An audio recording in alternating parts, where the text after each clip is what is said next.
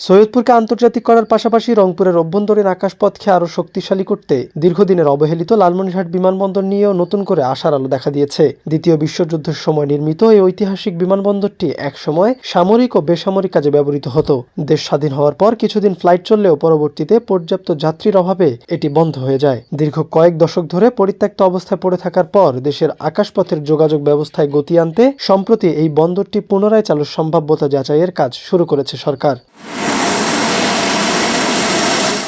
লালমনিরহাটের মতো একই ভাগ্য বরণ করা ঠাকুরগাঁও বিমানবন্দর নিয়েও শুরু হয়েছে ব্যাপক তৎপরতা। 40-এর দশকে নির্মিত এই ছোট বিমানবন্দরটিতে সর্বশেষ 1979 সালের দিকে বাণিজ্যিকভাবে উড়োজাহাজ ওঠানামা করেছিল। এরপর থেকে এটিও সম্পূর্ণ ফ্লাইট শূন্য অবস্থায় পড়ে আছে। তবে অবহেলিত উত্তরের মানুষের দীর্ঘদিনের দাবির প্রেক্ষিতে সরকার দেশের যে কয়েকটি বন্ধ বিমানবন্দর চালুর উদ্যোগ নিয়েছে তার মধ্যে ঠাকুরগাঁও একদম প্রথম সারিতে রয়েছে।